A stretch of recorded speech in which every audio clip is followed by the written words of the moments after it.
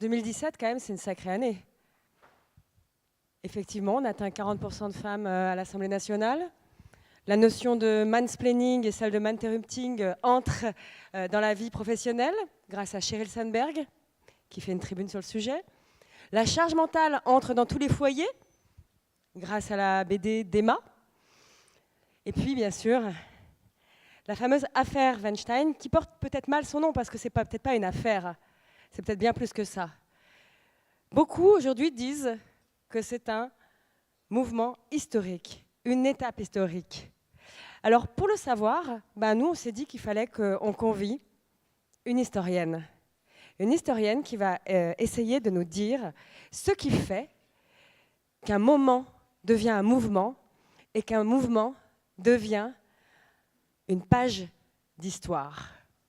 C'est avec Eliane Viennot que nous allons regarder ce qu'il en est. Eliane Viennot va nous faire une sorte de cours d'histoire du présent.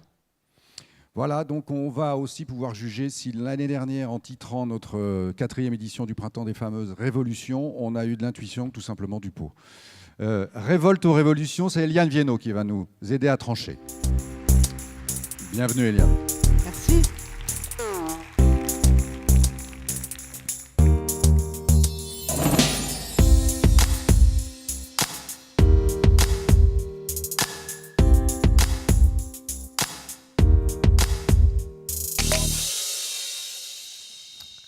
Bonjour. Alors, je suis peut-être moins pro que Brigitte, donc je vais vous présenter ce que j'ai préparé en espérant effectivement éclairer un petit peu notre lanterne, votre lanterne, ou nous aider à réfléchir sur ce qui se passe. Parce que l'ampleur du mouvement des femmes depuis 18 mois a surpris tout le monde. La manifestation noire d'octobre 2016 en Pologne contre un projet de loi qui visait à rendre passible d'une peine de prison la pratique de l'avortement. On se souvient les marées humaines rassemblées le 20 janvier 2017 aux États-Unis pour contester la politique de Trump. Le projet de loi espagnol déposé en juin 2017 pour interdire le manspreading dans les transports en commun. La déferlante Weinstein à l'automne, le scandale soulevé en France en novembre par l'acquittement d'un homme jugé pour viol d'une fillette de 11 ans, mais aussi la publication du manifeste des 314 enseignantes et enseignants déclarant la guerre à la règle qui voudrait que le masculin l'emporte sur le féminin, et encore la mise en évidence de phénomènes jusqu'alors innommés comme la charge mentale, aussi pesante que difficilement calculable, et les féminicides, au contraire, désormais l'objet d'un décompte précis, 220 femmes tuées par leur conjoint en 2017, sans parler des nouvelles manifestations monstres aux États-Unis, le 20 janvier dernier, en Espagne, le 8 mars, il y a si peu de temps. Tout cela invite à réfléchir sur ce qui se passe de nouveau sur cette planète, vu que tous ces mots sont anciens et dénoncés depuis des lustres. Alors, parmi les explications qui viennent à l'esprit, les premières sont généralement la mondialisation de l'information, la part de plus en plus grande qui tiennent les chaînes d'information continue et l'existence des réseaux sociaux. Mais si ces médias jouent un rôle évident dans la révélation de l'ampleur du phénomène et aussi dans le sentiment de légitimité qui soutient les mobilisations, ils n'en sont pas le moteur. Par ailleurs, tout le monde se pose la question, effectivement, de savoir si cela va durer, si c'est un mouvement de fond, si cela ne va pas retomber comme un soufflet. Est-ce qu'on n'aurait pas vécu une sorte d'alignement des planètes un petit peu hasardeux? Alors, moi, je ne lis pas dans la boule de cristal. Je n'apporterai donc pas de réponse certaine à ces questions, mais je vais essayer d'étayer votre réflexion, notre réflexion, par des informations sur l'histoire des luttes de l'égalité des sexes, de manière à ce qu'on puisse mieux sous-peser ce qui se passe aujourd'hui. Alors sans doute la première chose à faire est de distinguer, si possible, les phénomènes qui relèvent de réactions à des attaques brutales, des droits acquis ou qui semblaient en voie d'acquisition, comme le droit à l'avortement en Pologne ou aux USA.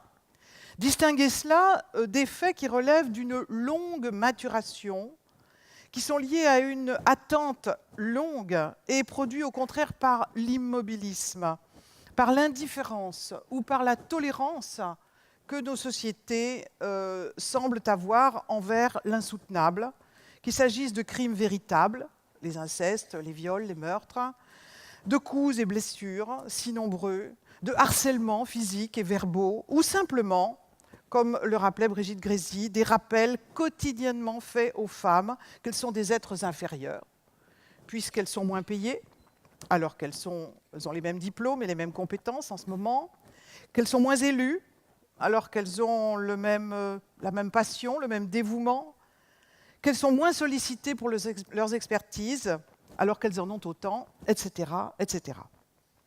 Alors quand je dis que ces deux phénomènes doivent être distingués si possible, je veux signaler que, quoique différents, ils sont souvent liés. Si les Polonaises et les États-Uniennes sont aujourd'hui confrontées à des reculs brutaux à propos de la liberté de donner ou non la vie, les Espagnols l'étaient il y a 5 ans. Et combien d'autres femmes sont sur la brèche depuis des décennies pour faire appliquer ce droit officiellement acquis, mais en réalité si souvent mal mis en œuvre, parce que les moyens ne suivent pas, parce qu'on reconnaît aux médecins le droit de refuser, parce que les lobbies réactionnaires trouvent des oreilles tolérantes parmi les décideurs. Le fait de devoir toujours défendre des droits qui paraissent acquis, dans des pays où la majorité des gens pensent qu'ils le sont, jusqu'au moment où ils sont confrontés aux problèmes, relève de cet immobilisme dont je viens de parler.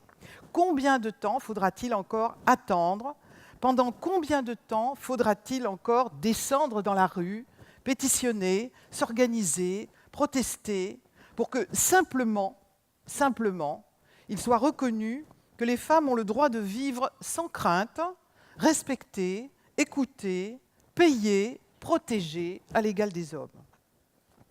Une autre chose à comprendre pour mesurer ce qui se passe et la capacité de cette colère qu'on entend à se transformer en forme d'action, cette résolution, est la prise en compte du moment de l'histoire des relations entre les sexes où nous nous trouvons.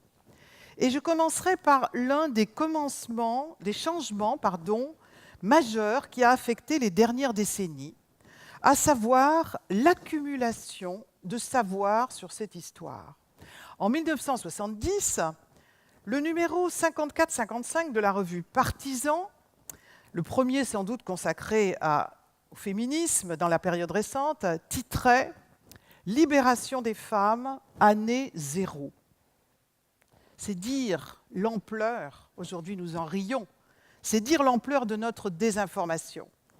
Et il a encore fallu quelques années, la fin de la décennie, la fin des années 70, avant que s'ouvrent les premiers cours universitaires sur l'histoire des femmes, à Paris, à Toulouse, à Aix-en-Provence.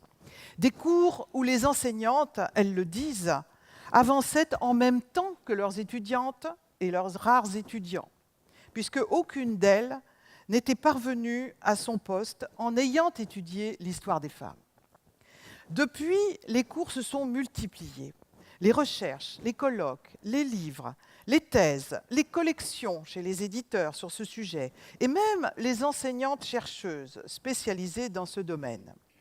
Et nous avons appris que l'histoire des femmes n'était pas seulement un sujet oublié, comme on disait autrefois. Nous avons appris que d'une part, cette histoire a été soigneusement écartée des savoirs communs, et pour une autre part, ce savoir a été déformé pour que ne nous en parviennent que quelques bribes d'idées, mais des idées fondamentales. Par exemple, que les femmes n'ont jamais écrit de grandes œuvres, ou bien les femmes n'ont jamais composé de musique. C'est ce qu'on disait dans les années 70. Ou bien elles n'ont jamais gouverné, sauf quelques énergumènes qui n'ont fait que du mal, ou bien qu'il n'y a jamais eu de femmes philosophes, ou peintres, ou véritablement savantes. Nous avons aussi appris que passer sous silence l'histoire des femmes, c'était peut-être surtout, je me demande de plus en plus, passer sous silence l'histoire des conflits avec les hommes, l'histoire de l'énergie qu'ils ont mise, soit à faire reculer l'égalité quand elle pointait son nez, soit à approfondir leur domination, soit à faire semblant d'accepter l'égalité quand ils ne pouvaient plus faire autrement. Pas tous les hommes, bien sûr, certains plus que d'autres, je vais y revenir. Je vais donner quelques exemples de sujets où notre savoir a énormément progressé. Nous savons aujourd'hui que la construction des États modernes, qui commence en Europe au XIIIe siècle, a été l'occasion de gigantesques transferts de pouvoir, non pas seulement entre la noblesse et la bourgeoisie, comme on le dit, mais entre les femmes et les hommes, les premières gagnant ce que les autres perdaient, ou les premières perdant ce que les autres gagnaient plus exactement. La création des universités, ces machines à fabriquer des experts pour la fonction publique naissante, cette création a favorisé l'émergence, puis la consolidation, puis le grossissement continu d'une classe savante, entièrement masculine, entièrement chrétienne aussi, qui s'est organisée pour monopoliser tous les emplois supérieurs de la haute et moins haute administration, de la justice, du professorat, etc., grâce à deux dispositifs relativement simples. Le premier, faire dépendre l'accès de ces emplois de la détention de diplômes universitaires. C'est si simple. Et le second, encore plus simple, réserver la capacité de passer les diplômes aux hommes chrétiens. Un monopole qui a tenu jusqu'à la Révolution pour les Juifs, 5 siècles quand même, et de mieux pour les femmes.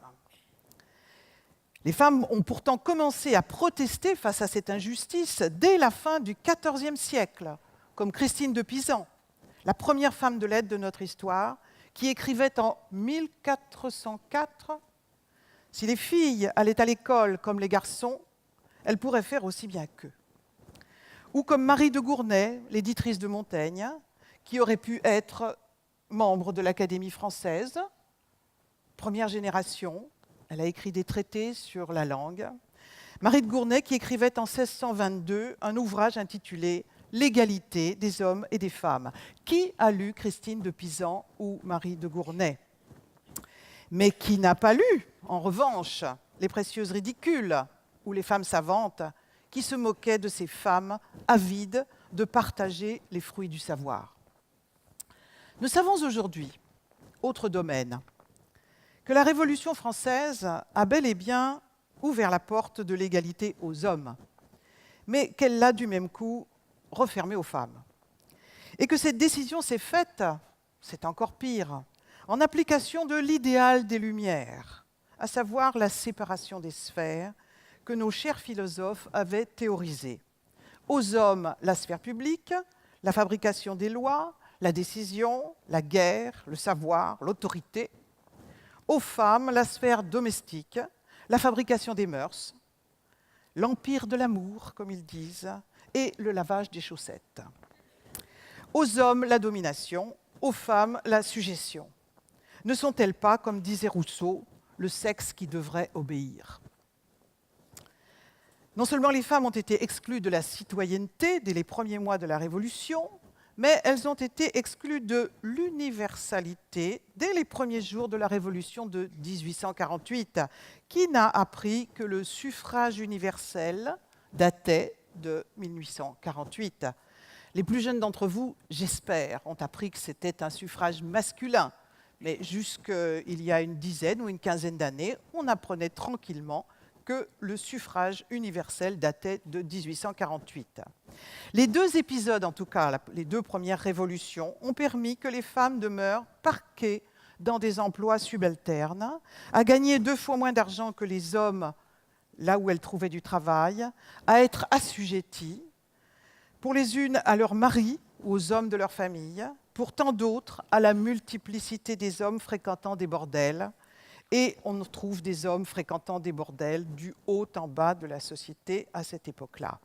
Des bordels que l'État se mit à contrôler dans les années 1830, en mettant au point ce qu'on allait décrire en Europe comme le système français, jusqu'à ce qu'aboutisse l'activisme de Marthe Richard, une ancienne prostituée, en 1946. Nous savons aujourd'hui, autre domaine, que le masculin ne l'a pas toujours emporté sur le féminin dans la grammaire française, et que nos ancêtres accordaient leurs adjectifs ou leurs participes passés, soit selon le sens, soit en faisant ce que nous appelons de nos jours l'accord de proximité. En 1673, par exemple, un grand théologien, Pierre Nicole, évoquait dans un livre « ces pères et ces mères qui font profession d'être chrétiennes ». Ces pères et ces mères qui font profession d'être chrétiennes. Et personne ne tombait à la renverse, au contraire des ignorants et des ignorantes de cet automne, qui se sont effarés devant la phrase « les hommes et les femmes sont belles ». C'est pourtant la même chose. Que s'est-il donc passé? Cela aussi, nous l'avons appris. Nous avons appris que le dogme selon lequel, à l'époque, on dit lorsque deux genres se rencontrent, que lorsque les deux genres se rencontrent, il faut que le plus noble l'emporte. Ce dogme a été forgé au XVIIe siècle, puis ressassé durant 2 siècles, puis démocratisé par la Troisième République, qui a enlevé le mot noble, mais qui a forgé la formule que nous connaissons, avant de demander aux hussards et aux hussardes de la République de l'enfoncer dans le crâne des enfants.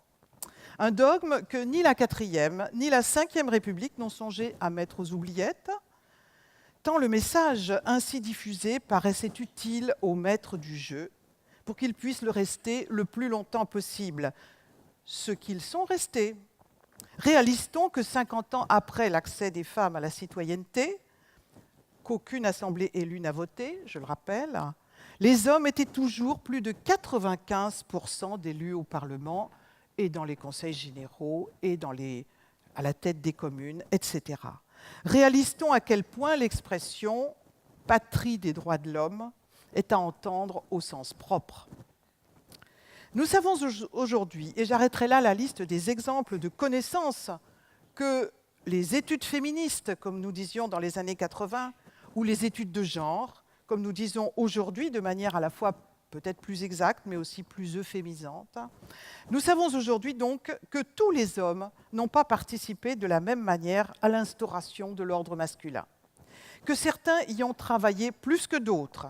J'ai parlé de la classe savante, en première ligne, de la classe politique, juste derrière. Nous savons aussi que la grande masse des hommes n'a guère protesté. Les avantages étaient si grands.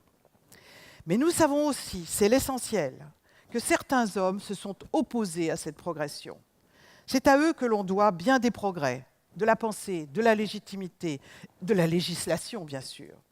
En cherchant bien dans vos mémoires, vous pouvez sans doute en citer un ou deux. Vous chercherez. Condorcet, peut-être. Et qui d'autre?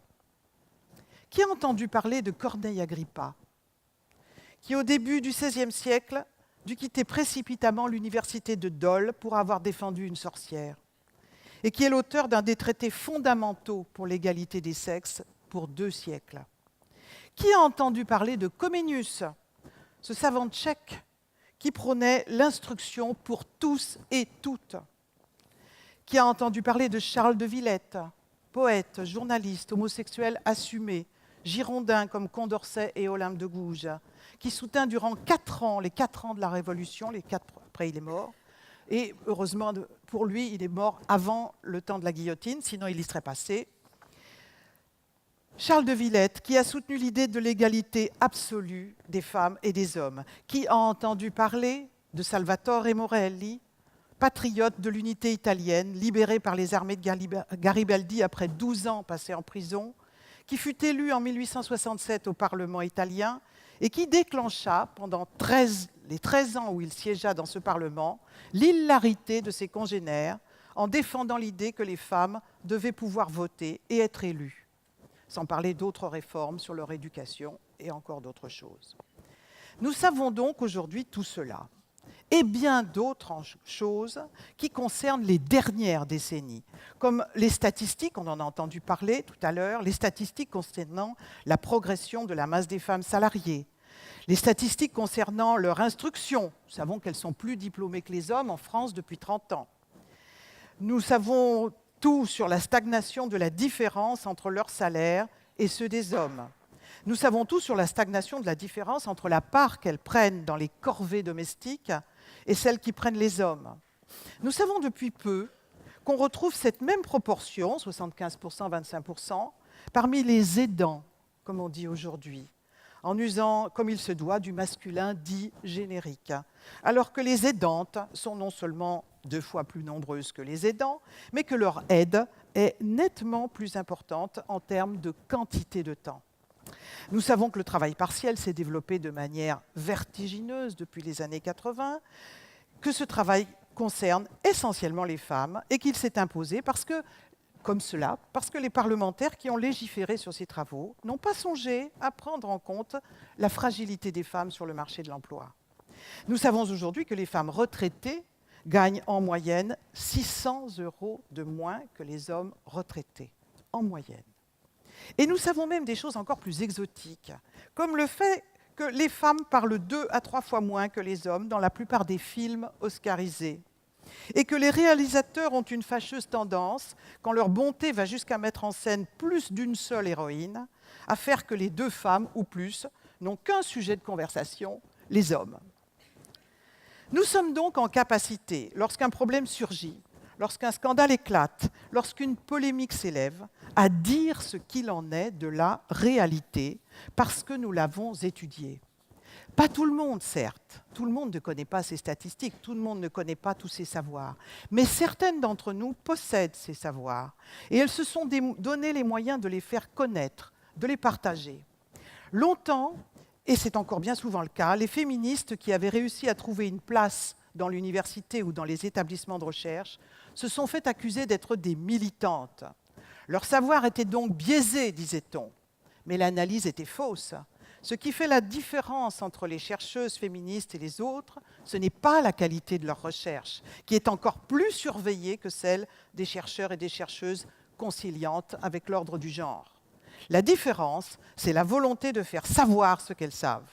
C'est leur présence sur le terrain. C'est leur capacité à s'organiser.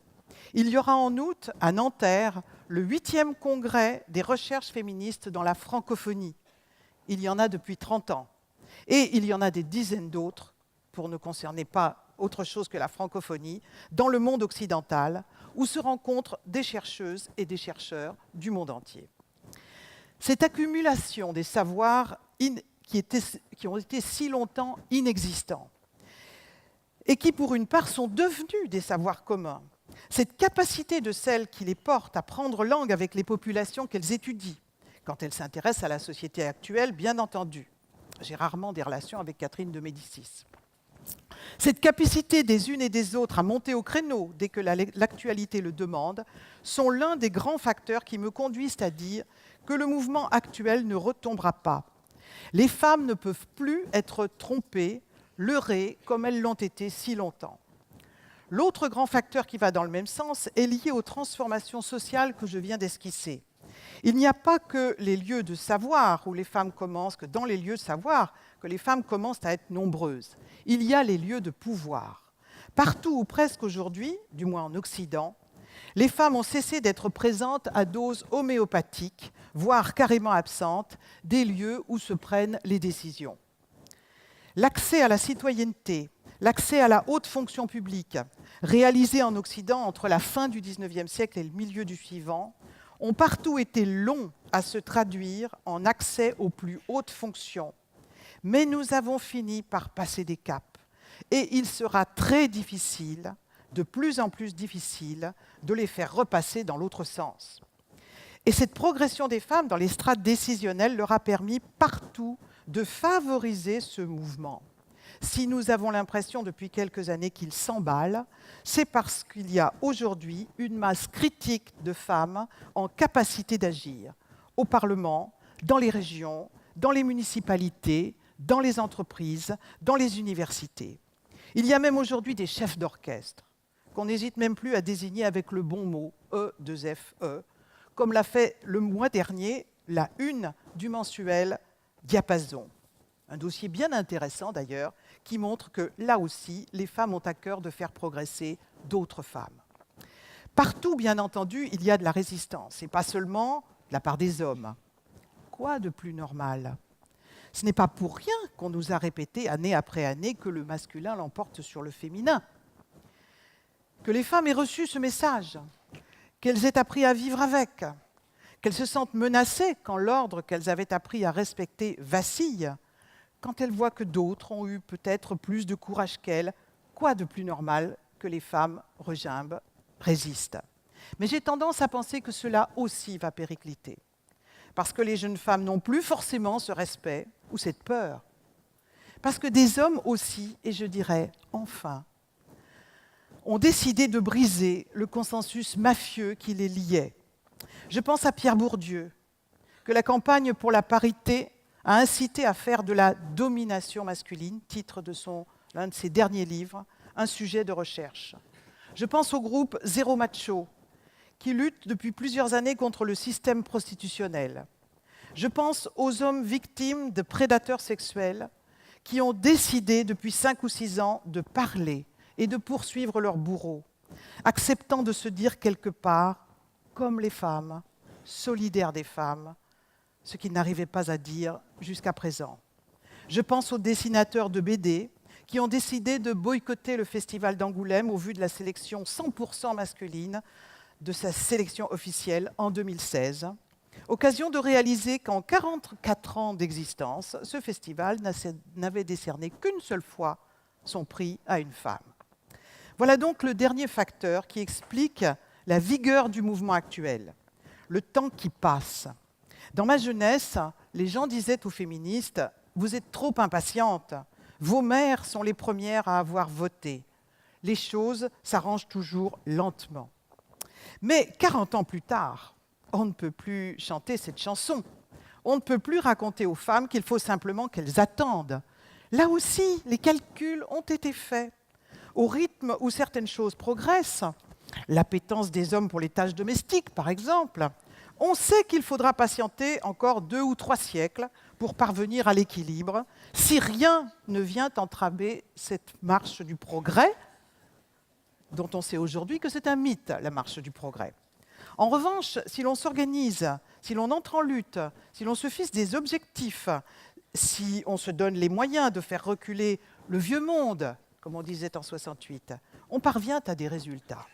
Réalise-t-on qu'il y a seulement 20 ans que les Françaises ont dépassé les 10% d'élus au Parlement et que 5 ans plus tôt, elles étaient encore moins de 5%. Elles sont aujourd'hui 30%. En quelques années, la mobilisation pour la parité a changé la donne. Ce sont ces conséquences, je crois, que nous engrangeons aujourd'hui.